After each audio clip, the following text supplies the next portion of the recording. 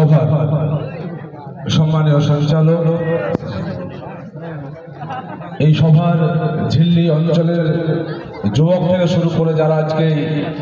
উদ্যোগ নিয়ে অকাপ সংশোধনী যে বিল সেই প্রত্যাহারের দাবিতে যারা এত বড় একটা জমায়েতের আয়োজন করেছেন, সমস্ত উদ্যোক্তা এখানে এই মঞ্চে উপস্থিত আছেন, বিভিন্ন মসজিদের ইমাম মাওলানা সাহেবরা আছেন, সর্বোপরি আপনারা আজকে যারা এই অকাপ বিল প্রত্যাহারের দাবিকে সামনে রেখে বিভিন্ন গ্রাম থেকে আপনারা জমায়েত হয়েছেন, সকলকে আসসালামু আলাইকুম সালাম জানিয়ে আমি খুবই সংক্ষেপে আপনাদেরকে ভারাক্রান্ত করতে চাই না। বিভিন্ন মাওলানারা তারা বলেছে কি সম্পর্কে কি বিষয় আজকে এখানে এই সভা প্রতিবাদ সভা সংগঠিত হচ্ছে। আমার পূর্ববর্তী বক্তারা বিস্তারিতভাবে আপনাদের সামনে বলেছেন, কিন্তু আমি মাত্র দুটি কথা আপনাদের সামনে তুলে ধরতে চাই।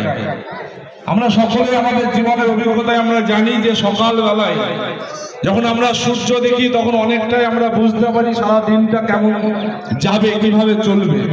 দিনটা পরিষ্কার হবে না বৃষ্টি হবে না মেঘলা হবে, সেটা কিন্তু আমরা সকালবেলায় অনেকেই উপলব্ধি করতে পারি। যখন এই ভারতবর্ষের মাটিতে 2014 সালে যখন বিজেপির নেতৃত্বে একটা সরকার তৈরি হলো, যার প্রধানমন্ত্রী নরেন্দ্র মোদী, তার আগেও বিজেপি সরকার হয়েছে, আমরা কেউ অস্বীকার করবো না, কিন্তু 2014 সালে যখন বিজেপির নরেন্দ্র মোদীর নেতৃত্বে যখন সরকার তৈরি হলো, ভারতবর্ষের কোটি কোটি মানুষ সেদিনকে পরিষ্কার ভাবে বুঝে গেছিলেন এই নরেন্দ্র মোদী ভারতবর্ষের মানুষকে শান্তির মধ্য দিয়ে বসবাস করতে দেবে না। আমাদের বিভিন্ন অভিজ্ঞতা আমাদের সামনে আছে, আমি কোনো রাজনৈতিক বক্তব্য এখানে দেওয়ার জন্য আসিনি। আপনাদের মতো আমারও সেই যন্ত্রণা, আমারও মধ্যে সেই হচ্ছে ক্ষোভ, আমার যে আবেগ, তাকে যারা আঘাত করেছে তার প্রতিবাদ জানানোর জন্য আমরা এখানে মিলিত হয়েছি। কিন্তু আপনাদের বুঝতে হবে যে এই অকাপ, আমার পূর্ববর্তী বক্তারা বলেছেন এই অকাপটা কিভাবে আমাদের ভারতবর্ষের মাটিতে এসেছে। আজকে আমরা জানি যে অকাপ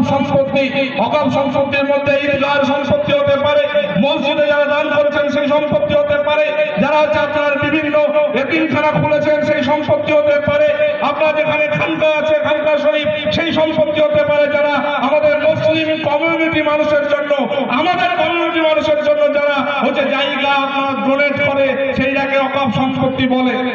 অনেক লড়াই সংগ্রাম করে 1954 সালে এই অকাপ হচ্ছে আইন তৈরি হয়, তারপরে আবার হচ্ছে 1964 সালে এই অকাপ হচ্ছে বোর্ড হয়, ভারতবর্ষের মাটিতে প্রায় 32টি বোর্ড হয়। এখানে পূর্ববর্তী বক্তারা বলেছেন যখন অকাপ নিয়ে কারো যদি কোনো সমস্যা থাকতো, কেউ যদি অভিযোগ করতো, আমাদের নিজস্ব একটা হচ্ছে আপনার অকাপ ট্রাইব্যুনাল বলে একটা হচ্ছে আপনার সংস্থা ছিল, যেখানে আমাদের বিভিন্ন জমি সংক্রান্ত বিষয় নিয়ে আমরা, আমাদের সম্পত্তি সংক্রান্ত বিষয় নিয়ে আমরা সেখানে অভিযোগ করতে পারতাম। কিন্তু আমাদের দুঃখের বিষয়, লজ্জার বিষয়, এই ভারতবর্ষের সরকার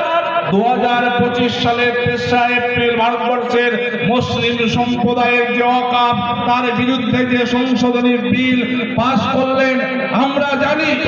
আমরা 1947 সাল থেকে আজও পর্যন্ত ভারতবর্ষের সরকার বিভিন্ন সময় বিভিন্ন বিল এনেছেন ভারতবর্ষের মানুষের জন্য, কিন্তু সেটা আমরা পার্লামেন্টে দিনের বেলায় আমরা বিল পাস করতে দেখেছি। কিন্তু এই বিজেপি সরকার, নরেন্দ্র মোদীর সরকার, এই অমিত শাহের সরকার, এই RSS নিয়ন্ত্রিত একটা সরকার, যে সরকার রাত্রি 2টোর সময় হচ্ছে পার্লামেন্টে দাঁড়িয়ে অকাপ বিল, এই সংশোধনী বিলটাকে পাস করানোর চেষ্টা করেছিলেন। এখানে আপনারা যারা এখানে উপস্থিত হয়েছেন, আমি সহ, এখানে কল্যাণকা আছেন, মোহনকা আছেন, তারা বাদ দিয়ে বেশিরভাগ আমাদের এখানে মুসলিম কমিউনিটির মানুষজন এসছেন। কিন্তু এটা বুঝতে হবে, এখানে তিনি যাদবপুরে হয়ে বলছিলেন, তিনি বলার চেষ্টা করেছেন, তিনি বলেছেন যে আজকে যে অকাপ সংশোধনী যে বিল এই নরেন্দ্র মোদী সরকার ভারতবর্ষের মাটিতে নিয়ে আসলেন, সেটা আপনারা লক্ষ্য করেছেন যে তার পক্ষে ভোট দিয়েছেন 288 জন সাংসদ, আর বিপক্ষে ভোট দিয়েছেন 232 জন সাংসদ।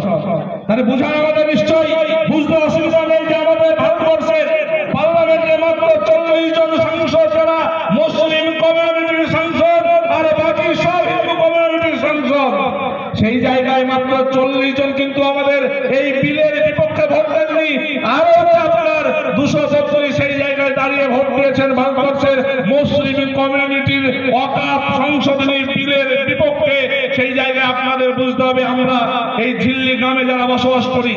ঝিল্লি গ্রাম পঞ্চায়েত এলাকায় অসংখ্য মানুষ যারা আমাদের সঙ্গে সব সময় সার্বিকভাবে দিবারাত্রি আমাদের পাশে থাকেন। আমরা তো জানি আমাদের ভারতবর্ষ,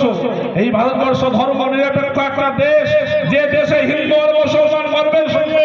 একে অপরের কাঁধে কাঁধ মিলিয়ে আমরা বসবাস করি। 1947 সাল থেকে একদম 2013-14 সাল পর্যন্ত কখনো ভারতবর্ষের মানুষকে এটা মনে হয়নি যে আমরা হিন্দু, আমরা ওই মুসলিমদের সঙ্গে বসবাস করবো না, আমরা মুসলমান, আমরা হিন্দুদেরকে পাশে নিয়ে আমরা বসবাস করবো না। কিন্তু এই 2014 সালের নরেন্দ্র মোদী সরকার আসার পর এটা আমাদের মধ্যে ফারাক তৈরি করতে চাইছে, বিভাগ তৈরি করতে চাইছে। তারা রাজনৈতিক সুবিধার্থের জন্য,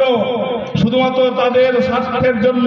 আজকে দেখছেন যখন ওয়াকফ বিল নিয়ে যখন গোটা ভারতবর্ষের মানুষ উত্তাপ, তার মাঝে হচ্ছে গ্যাসের সিলিন্ডারের দাম 50 টাকা সিলিন্ডার প্রতি বাড়িয়ে দিয়েছে, ডিজেল পেট্রোলের দাম বাড়িয়ে দিয়েছে। আমরা কিন্তু তার দিকে কেউ নজর দিই না, কারণ আমরা জানি আমরা এই লড়াই যখন করব আর এই সরকার থাকা কেন্দ্রের নরেন্দ্র মোদীর সরকার সমস্ত জিনিসপত্রের দাম বাড়িয়ে দেবে। তাই আপনাদের কাছে আমি যে কথাটি বলে আমি আমার বক্তব্য শেষ করতে চাইছি যে আমরা সকলেই জানি লড়াই সংগ্রাম, তার মধ্য দিয়ে আমরা যে কোনো জিনিস আমরা আন্দোলনের মধ্য দিয়ে আমরা তা প্রতিহত করতে পারি। আমরা যদি ভারতবর্ষের প্রায় হচ্ছে আপনার 20 কোটি